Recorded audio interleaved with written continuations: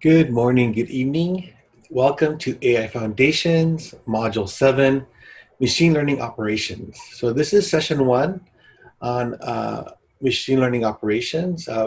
This morning we have Dan Darnell, who's leading the product marketing efforts here at H2.ai. That's going to give us this session and the next session on machine learning operations. So without further ado, I'll pass it over to Dan. Great, thanks, Raphael. Great to be here. Just in way of a quick introduction, I've been working on machine learning operations issues now for the past couple of years in a variety of positions. So done a bit of publishing as well and articles on the topic. So I thought I would be a good person, and I think Raphael thought it'd be a good person to come in and discuss machine learning operations as part of this AI Foundations course. So let's go ahead and get started. Okay, so machine learning operations, this is an overview. Part 1, we're going to talk about kind of the challenges within the operations space. So far, you've learned about a variety of topics in the kind of creation of models. And so in this process diagram, you can see that on the far left, business users typically, have use cases that they need to solve, where they need to improve productivity or, improve customer experiences, things like that. They'll engage a data team, data scientists to build models. Those models then, once the data scientist feels like they have a high quality model based on their experimentation and exploration, those models typically are validated either by the data science team or in some industries by a separate team. And once you have a model that looks like it performs well, it does what you expect, it's going to be handed over to a production team. And that's what you see here on kind of the lower right-hand side of the slide. And that production team is responsible for deploying that model onto a production environment and making sure that that model is serving the needs of business applications. From there, once you have a model that works, you'll typically integrate that model into those business applications. So there's kind of a downstream service that you're providing support to, that you have to make sure you can meet the kind of service level agreement with. So this is the topic we're going to discuss today. You can look through a number of different analyst firms, research organizations, and you'll find varying percentages.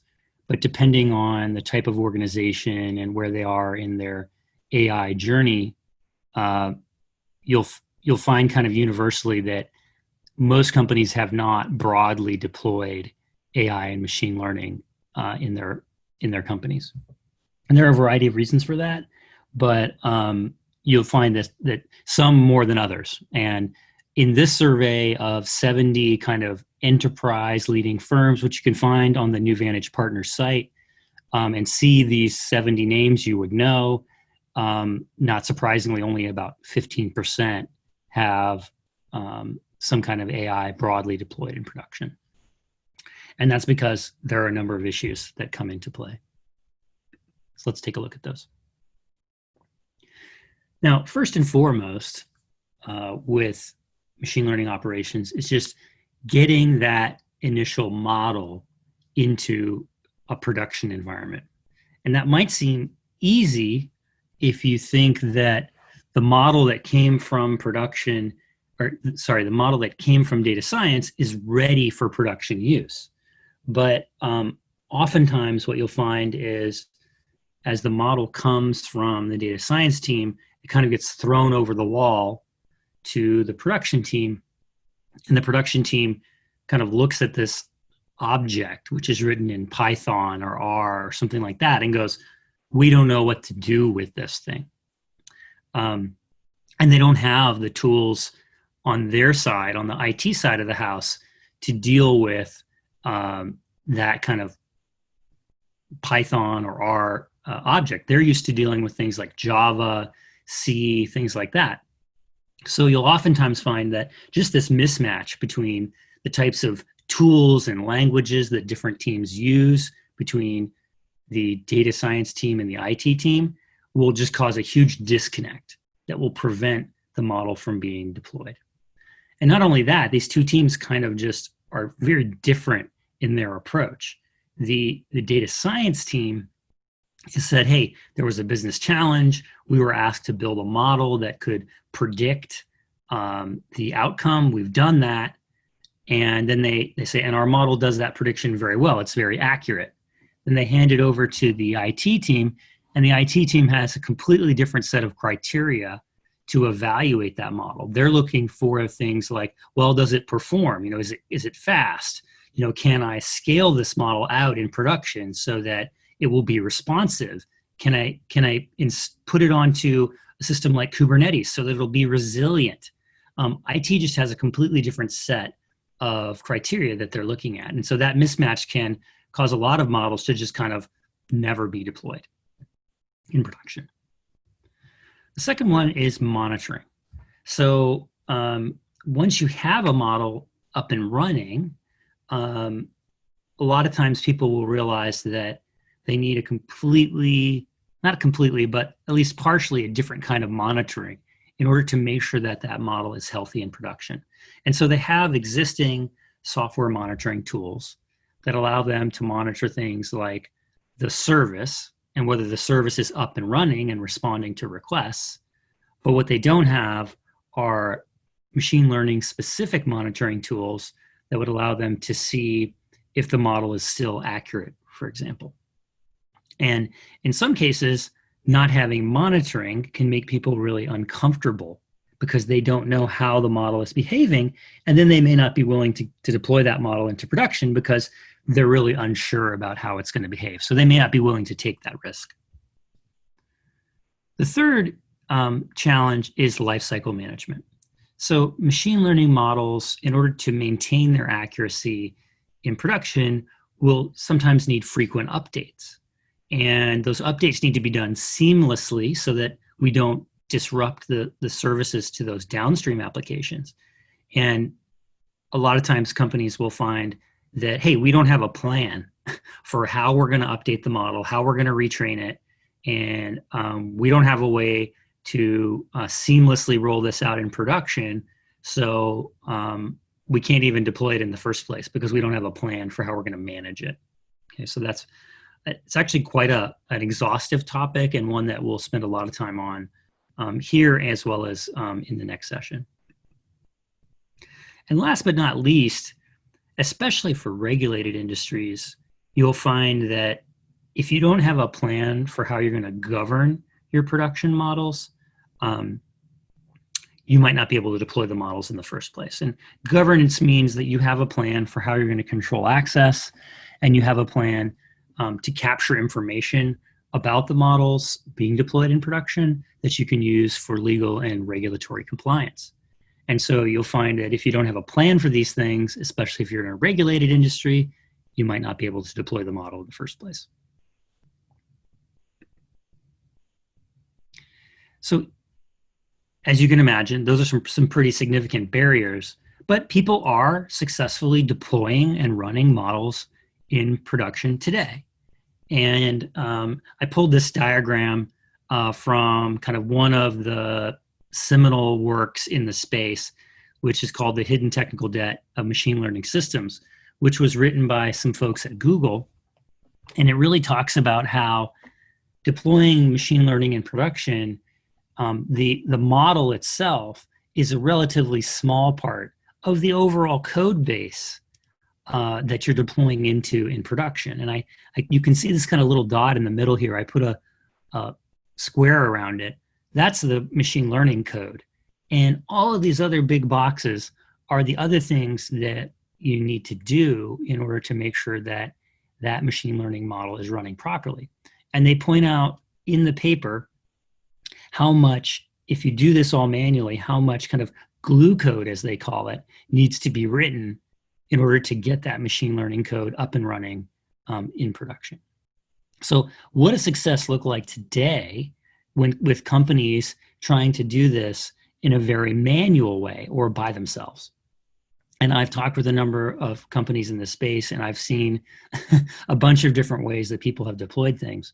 And this is just a summary of some of the situations and commonalities across those companies.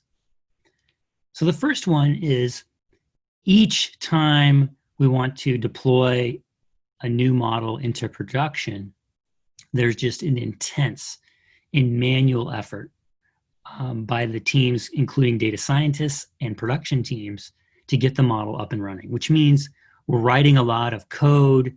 We're wrapping up that model in the code. We're deploying that out to production. A lot of that's custom written code. And that brittle code, right, or that code tends to be brittle because it's all custom written.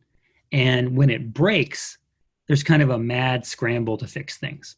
And it turns out that a lot of people really don't have a plan for what they're going to do when something breaks or when the model stops working well.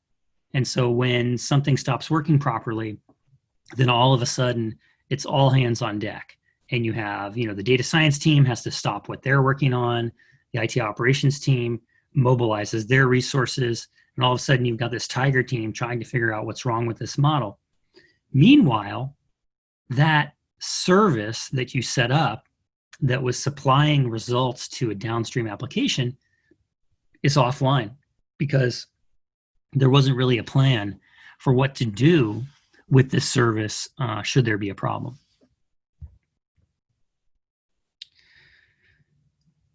In a lot of cases, I've seen models that are deployed in production, but there's really no monitoring for the machine learning part of the code, which means that that service could be up and running. It could be responding to those requests, but it may not be accurate anymore because of issues that we'll discuss in the monitoring section. You can imagine that even the ongoing management of such a system with a lot of custom code and requires a team of people. And so one of the biggest symptoms here is that leaders in these organizations will say, my data scientists, we did some production projects and my data scientists are now kind of embroiled in these projects. They're spending 60 to 80% of their time just helping to manage the production projects. And they're not doing new data science projects. And I've heard it over and over again. People will say, I just want my data scientists to be doing data science, not production. And last, but not least, is once you get a few successful machine learning projects up and running in production, and they seem to be working well because the team is you've got a team of people working on them, kind of constantly keeping them up and running. Business leaders, they don't just want one or two more projects. They say, hey, this is great. We improved efficiency by 10%, or we generated an incremental $2 million in revenue.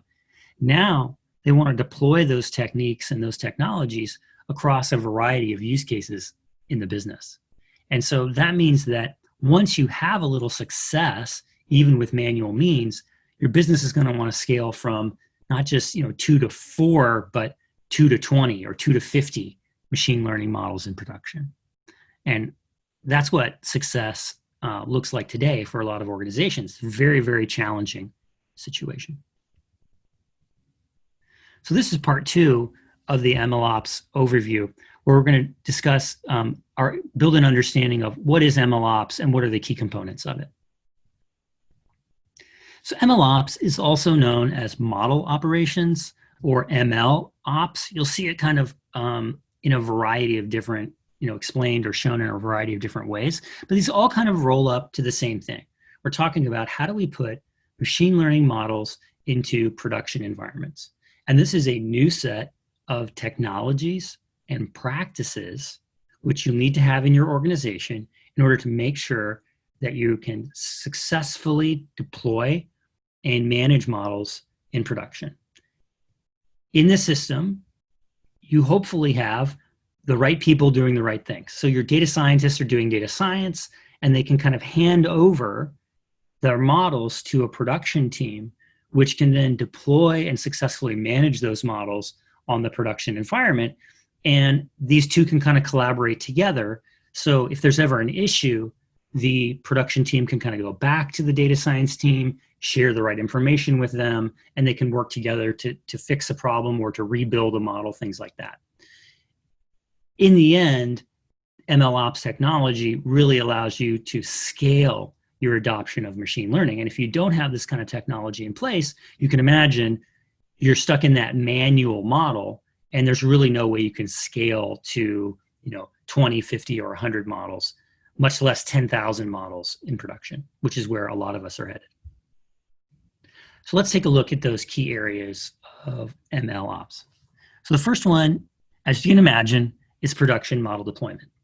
And with MLOps, you want to automate as much of the process of deploying model artifacts onto production and facilitating that collaboration between teams to kind of get the artifacts over into production and get them up and running. The second is production model monitoring. So as we talked about before, a lot of systems aren't designed with machine learning in mind. So for MLOps, we want to have monitoring for things like not just service levels, but also things like data drift. Did the data that I trained on, is the data that I trained on similar to the data I'm seeing in production?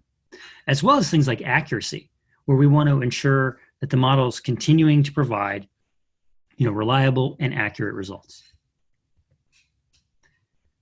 Third is lifecycle management.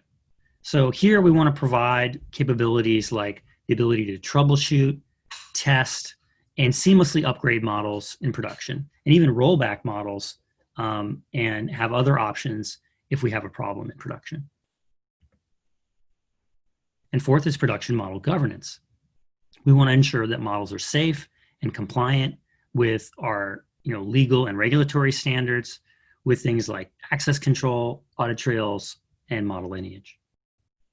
So these are really the four key capabilities: production model deployment, production model monitoring, production lifecycle management, and production model governance. So let's talk about model deployment.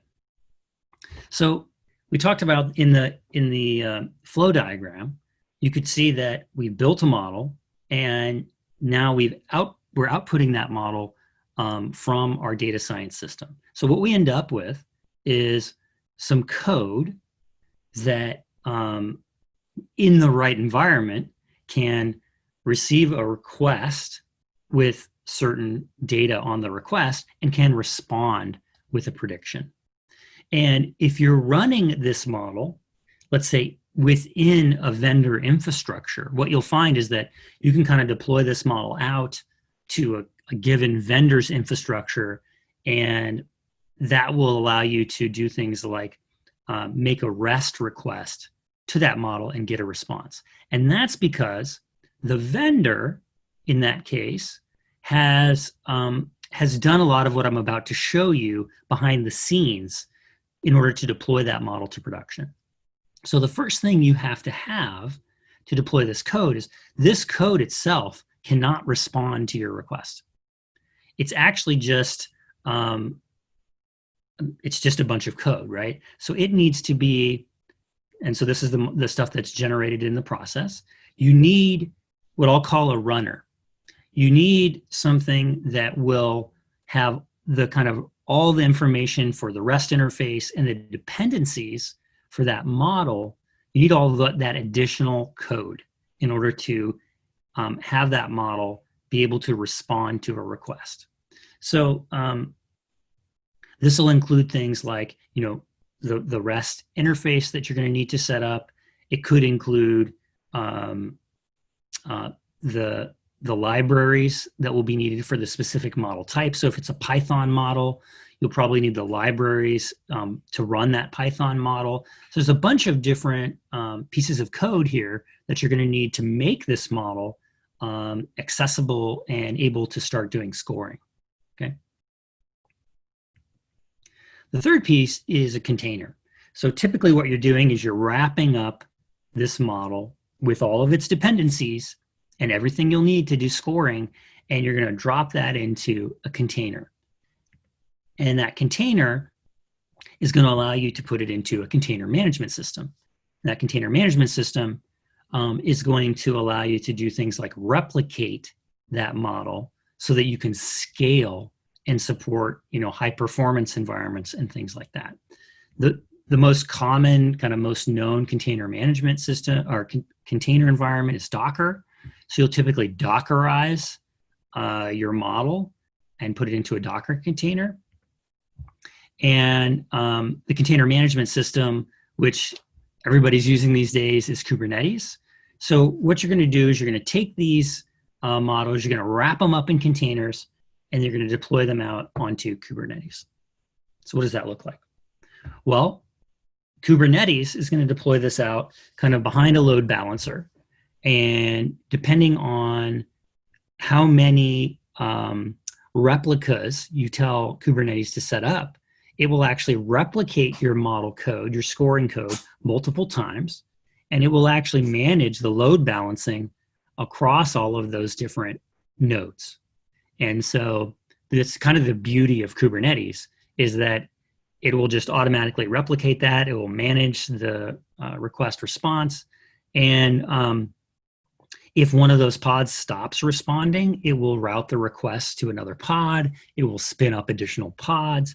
So you can see why Kubernetes has become very popular for this type of deployment. And that's a really kind of rudimentary look at deployment, but it gives you an idea of the kind of tasks that your production team needs to handle. And if you're trying to do it manually, the kind of code that you're going to have to write to support each model deployment. The second area is monitoring. And in MLOps, there are really different levels, I would say, of monitoring. The first one you have to have is just monitoring your machine learning service. So this you can get from a variety of software monitoring tools, but you'd still be surprised how many people don't have this. They don't even know if a specific model is responding in a timely fashion in their production environment. So that's the first thing you want to make sure you have, some kind of service level monitoring. Is my service up and running? Is it responding within a reasonable time frame that will meet my service level agreement, my SLA, with my downstream application? And is the service using an appropriate set of resources is another thing you want to monitor, because if your model service starts to consume resources and go out of bounds, that could not only affect this model, but other models that are sharing, that are potentially sharing resources with that model. So service level monitoring is really important, just so that you have a level of comfort that the service is responding and that you're delivering results to the downstream application that you're supporting with the model. Level 2 is drift monitoring. So, and probably the most important monitoring element within machine learning operations is drift monitoring, even more so than accuracy monitoring. We'll talk about that in a second. So in drift monitoring, what you're looking at is the data that I'm seeing in production, is it similar enough to the data that I trained on that I believe my model is still reasonably accurate? And if the significant features of your model start to have significant drift in production, it's a pretty good assumption that the model may not be responding in a way that that it did in training. Okay. Another area of drift is just the general context of the problem. We actually saw this a lot with COVID-19, where models we had trained, not only was the data changing, but the definition of the problem we were trying to predict may have completely changed. So we want to have monitoring in place that will allow us to not only understand if the data, the features of the model are changing, but we also want to understand is the distribution of the target variable changing. And if both of those are happening, then there's a pretty good chance that your model is not doing a good job of making predictions in production. The last is accuracy monitoring. And in this case, we want to track that the predicted values that the model had, and we want to compare those to the actual values from our applications. And this could be in real time or batch. Now, you might think, well, that should be first, right? Like, why wouldn't I do accuracy monitoring first? Well, the truth is that accuracy monitoring is notoriously difficult to do in production. And that's because of a number of reasons. A couple of them are, one, you may not know if you may not have the actuals for some time. So if I'm making let's say a loan prediction to determine if someone's likely to repay a loan, well, I won't know if they default on that loan until months, years in the future. And so I can't actually track back the accuracy of that prediction for many of those predictions until years later. The other thing is that these accuracy, that the actuals are being tracked in some other system. So you can imagine that even if I was doing this in e-commerce and this was about, clicks on my website, I've still got to get that click data from my website back to my monitoring system. So there's an IT project that needs to happen there just to get that actual data back into a system and compare it with the predictions. There are a number of other issues here with accuracy monitoring, but just for our purposes here in this overview, understand that accuracy monitoring may not be as easy as one might think, or as some executives might think it would be to set up, and may not actually work in production situations, which leaves you with the first two, level 1 and level 2, especially level 2, as a pretty good set of monitoring tools that if you have those, you can be reasonably certain that your model is up and running and performing in production. So let's take a look at drift monitoring. So I talked about this before, but let's dig into it in a little bit of detail. So what happens if the data the model was trained on is really different? And I've actually drawn a little histogram of a categorical feature. And I've said, hey, this categorical feature had the following kind of values in the training data set. And this is what we're seeing in the production data set. So we're seeing a slight shift in the data that we trained on versus what we're seeing in the distribution for production. Now, the shift I'm seeing here, depending on the variable, the data scientists would know best, may not be enough to warrant taking some action on this model. I may not be worried seeing a little bit of a difference in production. But if I suddenly see that this value for category A has changed dramatically, let's say, that may be a reason to go investigate that. Hey, what happened? What's going on in the business that changed this value? And as a data scientist, I might say, I would really feel more comfortable if we took a more recent window of data, retrained the model. We don't have to rebuild the model. Let's just refit the model on this newer data and make sure that it represents kind of what we're currently seeing in production. And let's get that deployed out into production so that we don't have this kind of drift anymore. Okay, so we talked about monitoring. Now let's move on into lifecycle management. So this is kind of a different way to look at that flow with a bit more detail, the flow that we looked at before.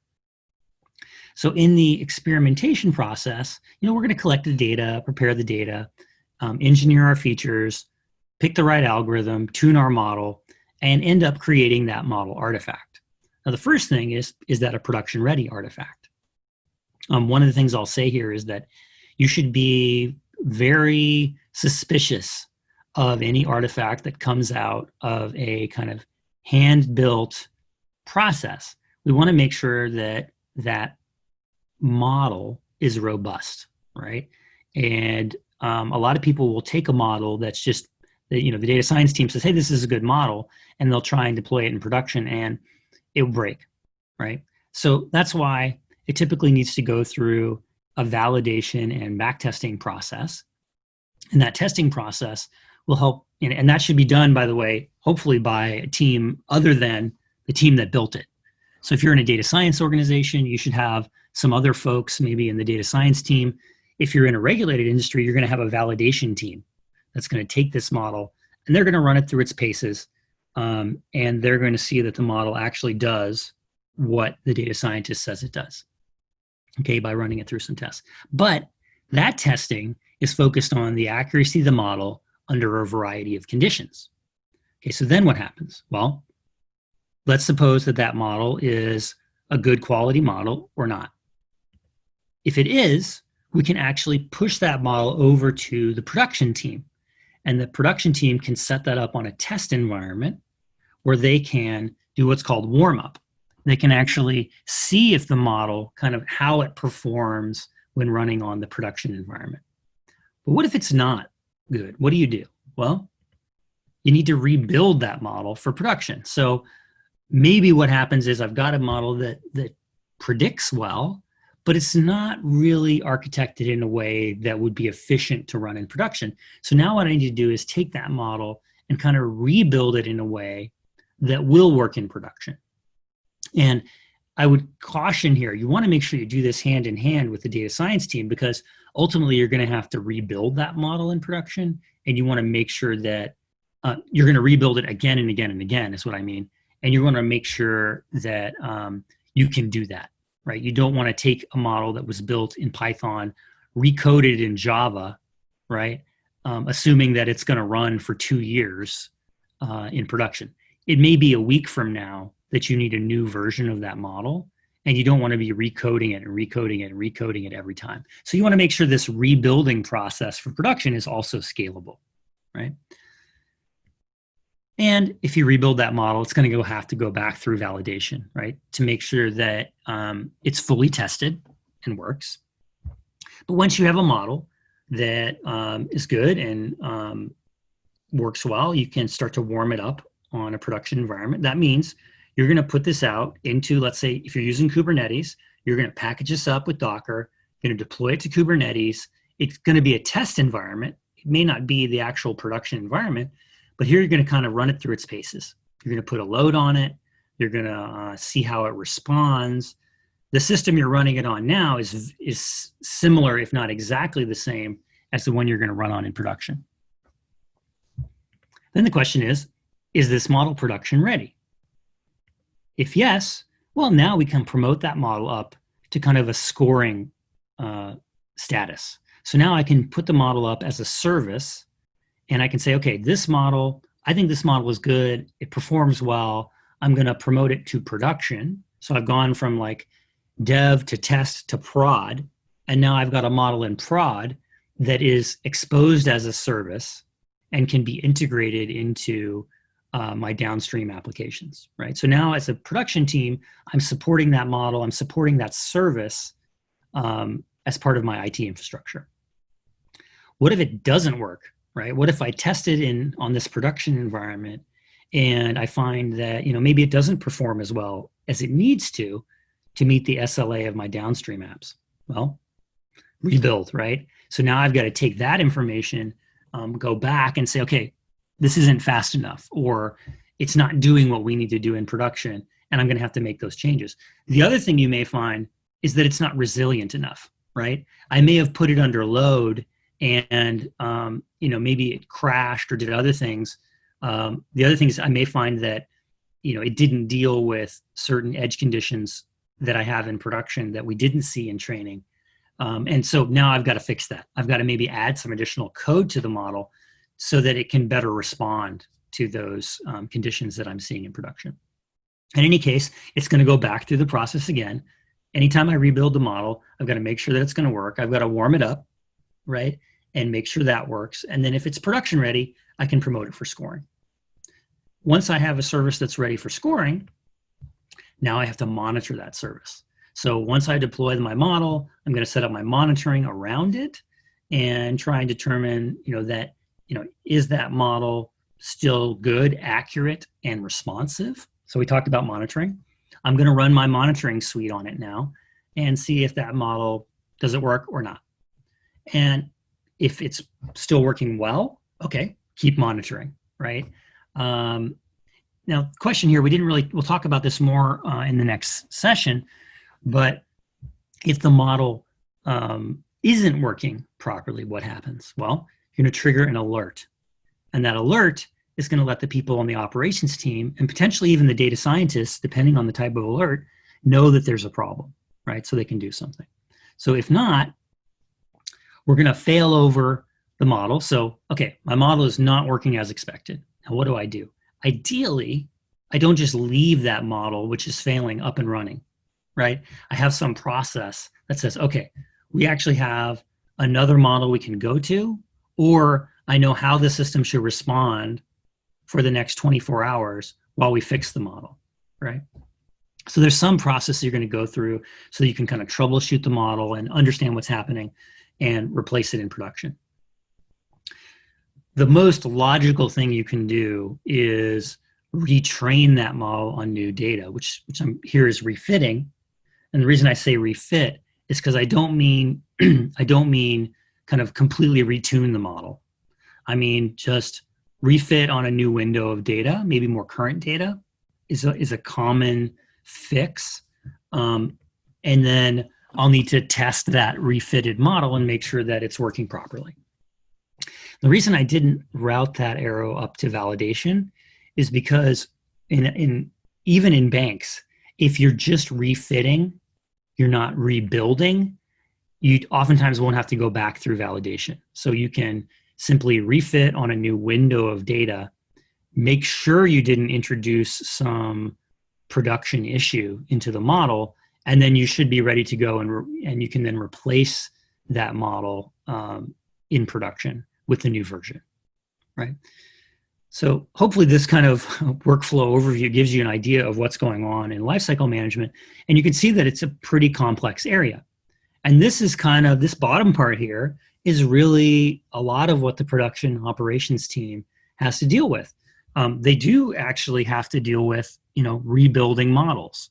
Whether they do that or whether they're making requests out to the data science team to do that work, they do need to have a way to schedule that, to plan for that, and to get that work done.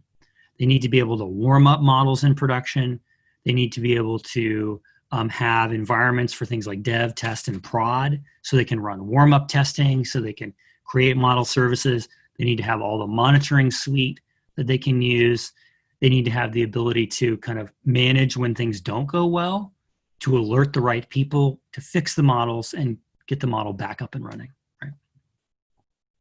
So it's really important to understand that while this experimentation and training phase may take weeks or months to build that initial model, once we come down to the operations phase, that model that you built in data science, it could be up and running, or various versions of that model could be up and running for months, even years in production.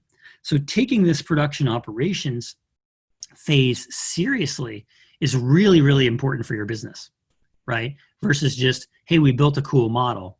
But now that cool model actually becomes part of your business and becomes mission critical to your business and gets embedded in your business. And you need a robust process for managing that model and making sure that it's continuing to function properly. So some key areas I just wanted to highlight that you may or may not have thought about. And what I've seen talking with a number of clients over the years. The first one is having a strong warm-up process. So I bring a model over into production, just making sure that you have that dev, test, prod approach where I can run it in a test environment, make sure it works before I deploy that to production. This can actually prevent a lot of issues that some people are seeing in production today. And what I've heard people say is, well, I need robust version control and rollback, because if I deploy an artifact, if I deploy a model to production, it doesn't work, I want to be able to roll back to a prior version. Well, that should never happen, right? You should be able to take a model, warm it up, test it, and it should be very rare that you deploy it to the prod side of the house and it doesn't work as expected. So a strong warm-up and testing process is really important.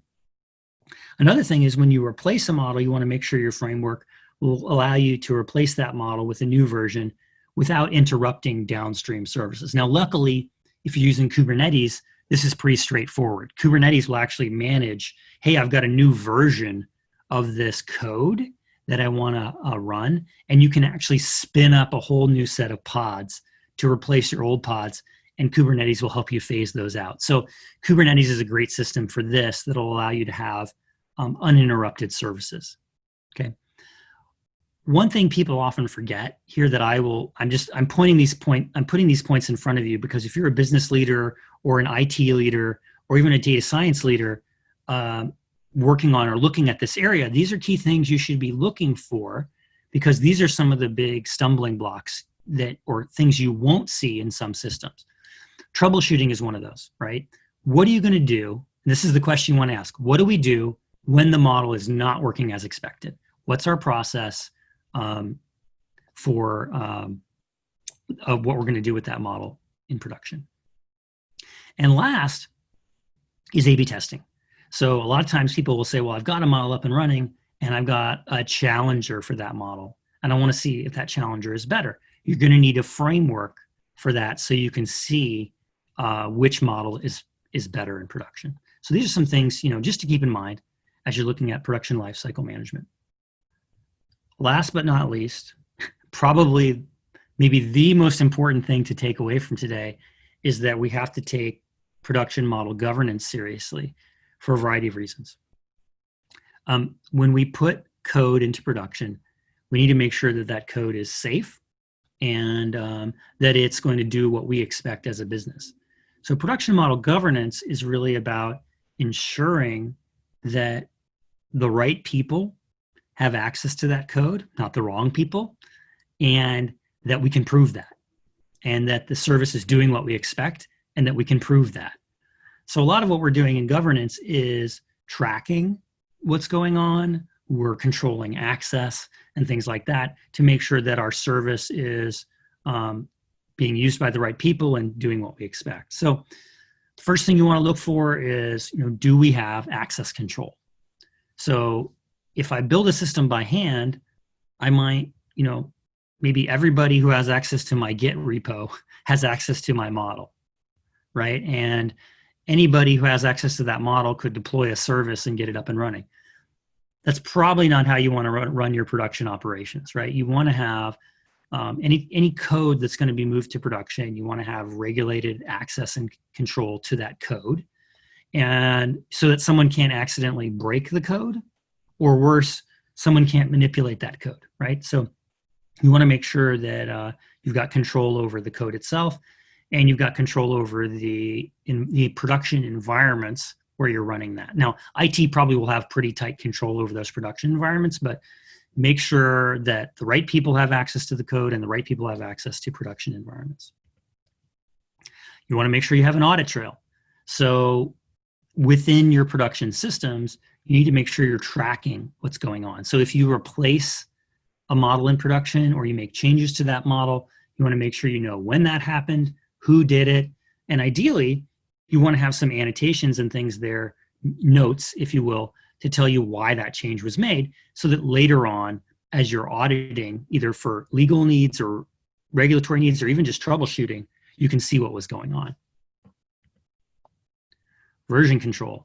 So we talked about rollback before, but from a regulatory requirements perspective, think of it this way. You may have a lawsuit 6 months after the prediction was made that alleges that that prediction was biased.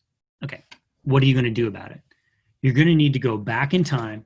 You're going to be able to find the version of the model. You're going to do that through audit trail. You may even have to reproduce that result from 6 months ago. So you're going to need a full version history of the models, ideally, and all of the data that was used, even the training data that was used to generate those models as part of that were deployed in production.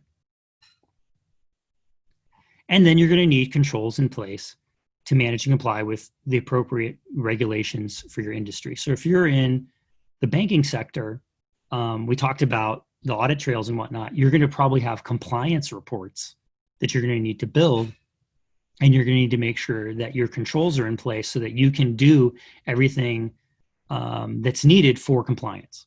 So there may be regulations that say, you need to be able to spit out a report on, a particular model's performance and or its bias or other things. Just make sure that you have the right controls and systems in place to meet any requirements for your industry. So that was a quick summary of the key characteristics of MLOps. And now I want to briefly touch on the value of MLOps and kind of wrap up this MLOps overview. So let's talk about the impact. So what happens when we use technology for machine learning operations versus doing this in a manual way? Like, what would we expect to happen? Well, the first thing is, as you can imagine, if I can have people who are effectively collaborating and working together, and I'm effectively, my data scientists are doing data science, my IT operations team is doing operations, I'm going to save money. I don't have people wasting time. I'm not I'm not hand coding a bunch of things that are brittle and potentially are going to go to waste. So if you use a system like MLOps, you can hopefully yield cost savings and efficiency for your business.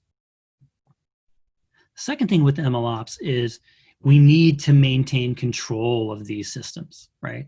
And we need to manage the risk around deploying these models in production, and having a process that's repeatable, that's controlled, and that is managed and governed, manages that risk, and ultimately, to be honest, helps us stay out of jail, right? So, and I'm being I'm joking a little bit there, but it's not actually, keep our jobs, make sure we can give the proper reports to our executives, et cetera. So maintaining control is a really big and important impact of machine learning operations. And last but not least, machine learning operations allows us to scale machine learning in production. So here we're going to be able to solve more problems for our business with the same resources. I don't need to hire a bunch more people because now I have technology in place and processes in place that will allow me to scale up my use of machine learning and deploy more models out and build more model services, which allows me to increase revenues, increase profit, et cetera. So the impact of MLOps is varied. We're going to save money. We're going to control the risk to our business and to ourselves, and we're going to increase revenues and profits by scaling up machine learning across our business. So with that, I'm going to go ahead and wrap up, and I think we're going to take some questions. Hi, folks. So you can either enter some questions in the question and answer, and Dan, there's a few questions in there. Okay, let me take a look. Oops, sorry. I need to get the little thing to pop up here. Okay. Okay, so first question, can we get some examples of drift monitoring? We will go through some examples of drift monitoring in the in-depth session, the next session. So stay tuned for that. We can look at some actual drift monitoring there and see how it works in production situations. So the next question is, of course, REST is just one possible way to go for integration. Absolutely. A REST interface is one possible way to integrate, but there are a number of other ways. This could be deployed as to the Lambda. It could be a batch service. Of course, batch modeling, a lot of people go, oh, well, batch, everybody talks about REST. But to be honest, I think batch scoring is still probably 80%, 90% of what's going on in a lot of customer situations. So certainly there are a number of other ways. So another question is, common element is a container. Yeah, I think the question is, a container is a common element. There are a lot of ways you could deploy a model. I will just say that in MLOps, the way a model is being deployed is actually containerizing the model and deploying to Kubernetes across a variety of MLOps platforms that I've worked on. That's been a common element. And I think when I look at what customers are looking for, most people are moving to Kubernetes, and they want to be able to deploy models to their Kubernetes clusters that they have running. Okay. Yeah, production environment. So another question is, what do we mean about a production environment? So yeah, production environment in the case of test means production-like environment, as was asked in the question. Yeah, it's a what are the exact kind of files and dependencies and structures that we're going to be running on in production. We want to have a system set up so that when we test our code, we're running on a system as similar to what we're going to be running on in prod as possible. Ideally an exact replica, but if we don't have that, it should be as similar as possible. Okay, so the next question is, being able to deploy without interruption would also mean designing the code to be hot pluggable, as well as being able to do dynamic routing. That's true. A lot of model systems will, if you refit a model, they will spit out the code that can be injected right back into the system. I would agree with you that if you're building code by hand and you get a new version of a model, it doesn't actually mean that that model can be plugged into the system that you built before. So you do want to make sure that the code you're writing can be plugged into the system that you're putting it into. And that's one of the reasons why we do warm-up testing again, because we don't know, we can't assume that the code, even if we're automating the code generation, we can't assume that the code we have will run in the system as we've set it up. So we have to kind of run it through all its paces again, make sure that it works, and then we can deploy it to production. Okay. We have a couple minutes left. I don't know if there's any other questions that people wanted to ask. Well, thanks a lot, Dan, for this introduction into ML operations. And we will have our next part 2 of this session is happening on Thursday, same time. And Dan will go sort of deeper into some of these areas and kind of provide more examples about what it takes to get into machine learning operations. Seems like there's one more question, Dan. Okay, taking a look. So the question is, how is it possible to do this if your model is computationally intensive? Well, I guess that's going to depend, right? I'm trying to think of some examples here. I mean, one of the benefits of distributed computing, right, is we can share the load. But I'll have to think about that. And maybe we can take that question offline. And I can ask. No, I think, Dan, in particular, when you have a model that's computational intensive, you have to think about, when you go to deploy, it's like, okay, what's your runtime environment? How much memory do you have? How much compute do you have? And what's your latency requirement, right? So it's like, do I have 5 seconds, 10 seconds to score, or do I have 50 milliseconds to score?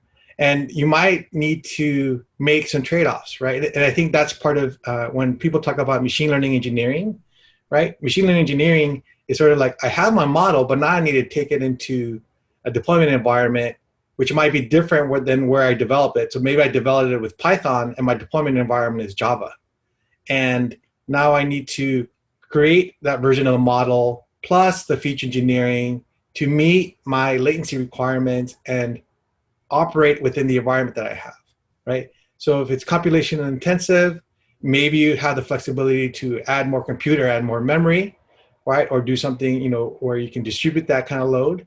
Or maybe you need to re-engineer or refactor your model to be a little less complex to deal with some of these deployment sort of requirements or specifications. Yep, I think that's a good answer. I mean, there are strategies, obviously, and there distributed computing systems help with some of that, but yeah, you need to understand what your expectations are and can you meet them for sure. Okay, great. So thanks for all the questions. I think we're pretty much at the end of our hour. So please tune in on Thursday at the same time for part 2 of this. And we will get the recordings and the slides posted in the next 24 hours or so. So thanks very much, Dan. Thanks everyone for joining, and we'll see each other next time. Thank you.